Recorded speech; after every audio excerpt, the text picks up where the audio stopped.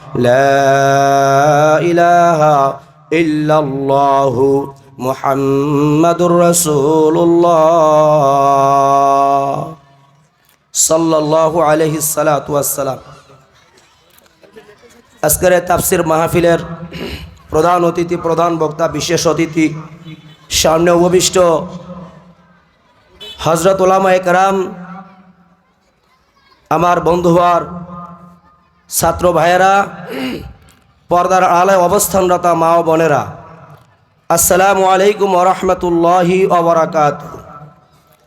সর্বপ্রথম শুকরিয়া আদায় করি সে রব্বে কারীমের দরবারে, যেই মাওলায় কারীম মায়া করে, দয়া করে, ভালোবেসে ৭১ সালের যুদ্ধের পর আবার এই ২০২৪ সালের ৫ই আগস্টের পরে আল্লাহ তাআলা এই বিশাল এক ময়দানের মধ্যে তাফসিরুল কোরআন মাহফিলের অনুষ্ঠানে আল্লাহ তাআলা আমাদেরকে জুড়ে মিলে বসবার মতো সুযোগ আর তৌফিক দান করলেন।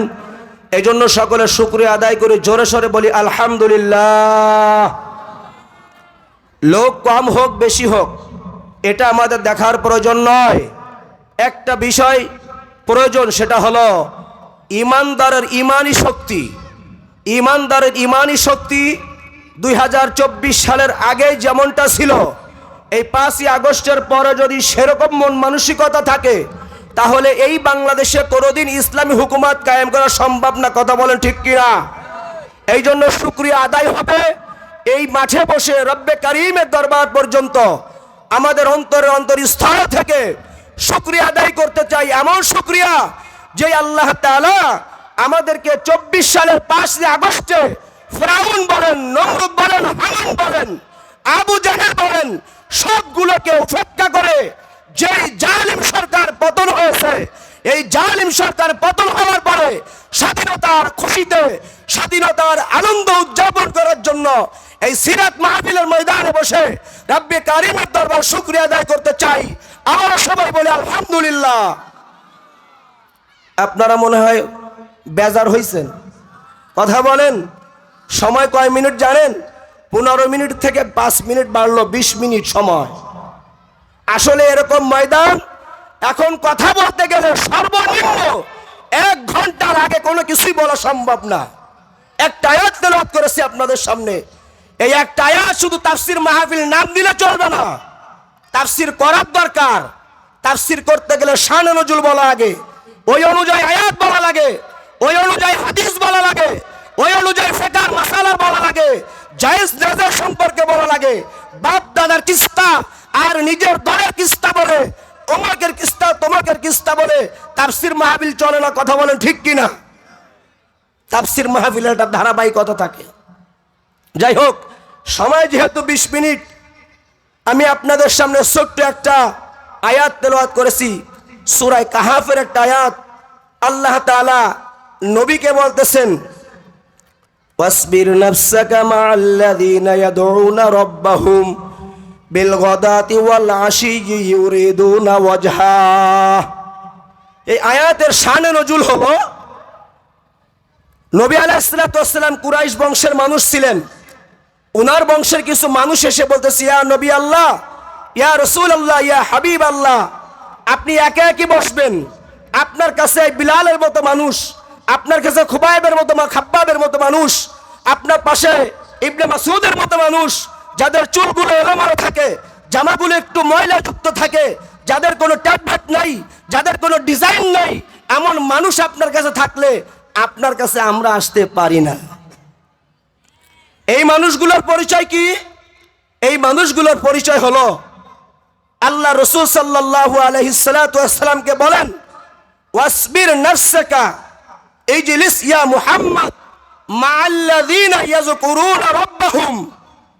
আল্লাহর নবীকে আল্লাহ বলতেছেন, হে নবী মুহাম্মদ, আপনি ওই মানুষগুলোর সঙ্গে সকাল এবং সন্ধ্যায় বসবেন যারা আপনার রবের তাওহীদের বাণী ইউহাল্লিলুনাহু ইউকাব্বিরুনাহু ওয়া ইয়াহমাদুনাহু ওয়া ইউসাব্বিহুনাহু, যারা আপনার রবের প্রশংসা বলে, যারা আপনার রবের প্রশংসা করে আর বলতে থাকে লা ইলাহা ইল্লাল্লাহ, লা ইলাহা ইল্লাল্লাহ, মুহাম্মাদুর রাসূলুল্লাহ। যারা বলতে থাকে সুবহানাল্লাহ সুবহানাল্লাহ, যারা বলতে থাকে আলহামদুলিল্লাহ আলহামদুলিল্লাহ, যারা বলতে থাকে আল্লাহু আকবার আল্লাহু আকবার। এ দোস্ত, আয়াতের ব্যাখ্যা তাফসীর ইবনে কাসিরের মধ্যে আপনারা খুলে দেখবেন। এই আয়াতের পরে পরে এই কথাগুলো আছে। এই নবী, আপনি ওই মানুষগুলোর সঙ্গে বসিয়া যান সকাল এবং সন্ধ্যায়, যারা আপনার মাওলার নাম ধরিয়া ডাকাডাকি করে, বলেন আলহামদুলিল্লাহ। जिकिर कहा के बोले दोस्तों, खुदा का नाम जबान पर बार बार तकरार करना, खुदा का नाम जबान पर तकरार करना। अल्लाह तालार যতগুলো সিফাতি নাম আছে, আল্লাহ তাআলার যে জাতি নাম আছে দোস্ত, এই নাম বারবার জবানের মধ্যে আওড়াইলে, বারবার বললে তাকে জিকির বলা হয়। কথা ঠিক কিনা? এ দোস্তর বুজুর্গ, অল্প সময় যেহেতু ব্যস্ততার মধ্যে বলতে হবে আল্লাহু আকবার। গরম ভাত যেমন এক নয়, গরম ভাত আর চিড়িয়ে আর মুড়ি আর পান্তা ভাত আর বিরিয়ানি কুরমা ফুলাও যেমন এক নয়। এ দোস্তর বুজুর্গ, আল্লাহু আকবার নামাজ আদায় করা, জিকির করা, কোরআন তেলাওয়াত করা, হজ করা, যাকাত করা, এ সব কিছু সব ভিন্ন ভিন্ন। কথা বলেন ঠিক কিনা? আপনাদের জিকিরের কথা শুনলে অনেকের খারাপ লাগে, এটাও আমরা বুঝি, কিন্তু শুনে রাখেন দোস্ত, আপনার জিকির সম্পর্কে পিএইচডি যদি অর্জন করতে হয়, কানজুল উম্মাহ নামক একটা হাদিসের কিতাব আছে, এই কিতাবটা আপনারা খুলে দেখবেন। কিতাবুল আজকার নামক একটা কিতাব আছে, সেখানে আপনারা খুলে দেখবেন। ফাজাইলে তারগিব ও তারহিব নামক একটা কিতাব আছে, এইগুলো আপনারা খুলে দেখবেন। এ দোস্ত, জিকির আর নামাজ, আল্লাহু আকবার, হজ আর উমরা কিন্তু এক নয়। ঠিক রব্বে কারীমের জবানি জিকির, কলবের জিকির কোনোদিন এক নয়। কথা কন ঠিক কিনা? আল্লাহ তাআলা বলেন ফাসাউ ইলা যিকরিল্লাহ, এখানে দৌড়ায় আল্লাহর দিকে যাও, আল্লাহর জিকিরের দ্বারা দিকে যাও। এর থেকে উদ্দেশ্য হলো ফাসাউ ইলা যিকরিল্লাহ, দৌড়ায় জুমার নামাজের দিকে যাও। তাহলে বুঝলাম এখানে জিকির শব্দের অর্থ হইল জুমার নামাজ। আল্লাহ তাআলা সূরা জুমার মধ্যে আরেক জায়গায় বলেন ফাইযা কুজিয়াতিস সালাতু ফান্তাশিরু ফিল আরদ ওয়াবতাগু মিন ফাদলিল্লাহ। কথা কয় না? কথা বলেন, কথা ঠিক কিনা? কারণ এখানে আল্লাহ তাআলা আগে বলেছেন জুমার নামাজের দিকে, আল্লাহর জিকিরের দিকে দৌড়াই যাও। জুমার নামাজ আদায় হয়ে গেছে, জমিনের মধ্যে ছড়াই ছিটাই পড়ো। আল্লাহ পাক তোমাকে যে রিজিক দিয়েছে, এই রিজিক ইনকামের ব্যবস্থা করো, রিজিক কামাই করার ব্যবস্থা করো। ওয়াবতাগু মিন ফাদলিল্লাহ ওয়াযকুরুল্লাহ, আল্লাহ তাআলার বেশি বেশি জবানে জিকির করো। জোরে জোরে বলেন আলহামদুলিল্লাহ। আরো অনেক আয়াত আছে দোস্ত, যেহেতু সময় একেবারে কম, একটা জিনিস আপনাদেরকে বোঝাই, এই জিকির এমন একটা আমল, আল্লাহর নবী সাল্লাল্লাহু আলাইহি সাল্লাতু ওয়াসসালাম বলেন মান কান আখিরু কালামিহি লা ইলাহা ইল্লাল্লাহ ফাদাখালাল জান্নাহ। নবী এই হাদিসের মধ্যে ফরমান, সহিহ হাদিসের মধ্যে বলেন, আবার তো আবার জাল হাদিস, বানোয়াট হাদিস, আবার আহলুল হাদিস আছে, আহলুল কোরআন আছে, কত দল কত ফেরকা। নবী আলাইহিস সালাতু ওয়াস সালাম বলেন ওয়াতাসিমু বিহাবলিল্লাহি জামিআ ওয়া লা তাফাররাকু। অন্য কথা দোস্ত চলিয়া যাইবে, লা তাফাররাকু, তোমরা পৃথক হইও না, ফিল আদিয়ান, দিন ধর্মের মধ্যে নিয়ে, দিন ধর্ম নিয়ে তোমরা বিভিন্ন মতনৈক্য হইও না। ওয়াতাসিমু বিহাবলিল্লাহ, আল্লাহর রুজুকে, কোরআনকে জামাতবদ্ধতার সঙ্গে মজবুত করে ধরতে হবে, আমল করতে হবে। আল্লাহ তাআলা অন্য জায়গা বলেন মা আতাকুমুর রাসূলু ফাখুযুহু ওয়া মা নাহাকুম আনহু ফান্তাহু। বলছে কি বলে নাই? কথা বলেন, বলছে কি বলে নাই? তাহলে নামাজ নিয়ে আসছে রাসূল, যাকাত নিয়ে আসছে রাসূল, হজ নিয়ে আসছে রাসূল, পর্দা পুশিদা নিয়ে আসছে রাসূল, তাহাজ্জুদ নামাজ নিয়ে আসছে রাসূল, আল্লাহু আকবার, ইশরাক নামাজ নিয়ে আসছে রাসূল। পর্দা যেমন রাসূল নিয়ে আসছে, ইসলামী হুকুমত তেমন আল্লাহ রাসূল রসুল এনেছে। এ দোস্তর বুজুর্গ, সকাল সন্ধ্যা 24 ঘন্টায় বিনা পয়সার আমল, পবিত্রতা ছাড়াও আমল করা যায়। কোরআন তেলাওয়াত জানলে করবেন, না জানলে কি করবে?